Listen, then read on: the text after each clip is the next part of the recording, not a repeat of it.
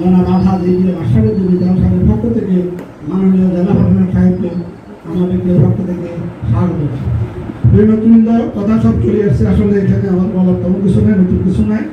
আমি শুধুমাত্র দক্ষ এবং জনবান্ধব উপজেলা নির্বাহী অফিসারের দৃষ্টি আকর্ষণ করছি, কমনগরের আসন্ন যে দুর্যোগটা আছে এটা যাতে সুষ্ঠুভাবে এবং সুশৃঙ্খলভাবে কোনো রকম যেন বিশৃঙ্খলা সৃষ্টি না হয়, যেন কঠোর ব্যবস্থা নেওয়ার জন্য আমি উপজেলা দৃষ্টি আকর্ষণ করছি আপনার মাধ্যমে। দ্বিতীয়ত, আমার অভিযোগ বিভিন্ন শিক্ষা প্রতিষ্ঠানে দুর্নীতি হচ্ছে, যেহেতু উপজেলা নির্বাহী অফিসার বর্তমানে শিক্ষা প্রতিষ্ঠানের সভাপতি, ওনার নেতৃত্বে যেন ওই প্রতিষ্ঠানগুলোর শিক্ষার মান যেন বৃদ্ধি করা হয়, ওই ব্যাপারে আপনার মাধ্যমে আমি সহযোগিতা কামনা করছি। প্রত্যেকটা শিক্ষা প্রতিষ্ঠানের মান বিগত 15 বছর ধ্বংস করা হয়েছে।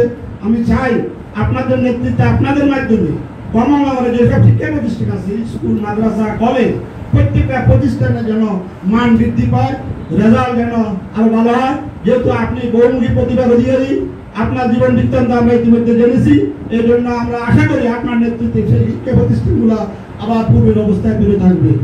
তৃতীয়ত, আমার যেটা দাবি যে ইতিমধ্যে যে বন্যাটা আমাদের দেশ থেকে চলে হয়ে গেছে, সে বন্যায় আমরা অনেক কষ্ট করেছি, আমাদের মাননীয় এমপি মহোদয় অনেক সহযোগিতা করেছে ব্যক্তিগত পক্ষ থেকে, এবং আমাদের বিজ্ঞ উপজেলা নির্বাহী অফিসার সাহেব উনি ব্যক্তিগতভাবে অনেক কষ্ট করেছে, অনেক পরিশ্রম করেছে।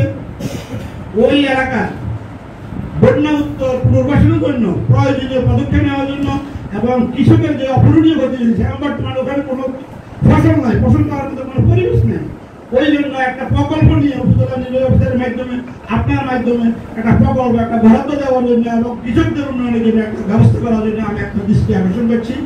আর বিশেষ করে এই যে মাদকের ব্যাপারে কথা আসছে, তারপরেও আমি মাদকের ব্যাপারে আপনার দৃষ্টি আকর্ষণ করছি, এই ব্যাপারে পশ্চিমবঙ্গের দৃষ্টি আকর্ষণ করছি। পাশাপাশি আর একটা কথা হয়েছে, কমলনগরের পুরাপল্লী থেকে করুণাগর পর্যন্ত যে বাজারগুলো আছে, বাজারগুলোতে কোনো ট্রাফিক ব্যবস্থা নেই, খুব বিশৃঙ্খল অবস্থা। এখানে আপনারা যারা প্রশাসনের নেতৃবৃন্দ আছেন, প্রশাসনের অফিসারবৃন্দ আছেন, আপনারা এগুলোর সম্মুখীন হন, আপনারা এটা ভুক্তভোগী। তাই আপনাদের দৃষ্টি আকর্ষণ করছি, বিশেষ করে ওসিম মহোদয় আমি দৃষ্টি আকর্ষণ করছি, আপনি একটা প্রয়োজনীয় ব্যবস্থা নেবেন এবং কর্মনগরের থানা প্রশাসনকে আরো ডাইনামিক হতে হবে, আরো ব্যাপক ভিত্তিতে কাজ করতে। ওনারা এখন সংস্কৃতিভাবে আছে, আমার মনে হয় ওনারা এখন কেন ভীত আমি জানি না। এই বৈষম্য বিরুদ্ধে আন্দোলনের পর আপনাদের কোনো ভয় থাকার কথা না।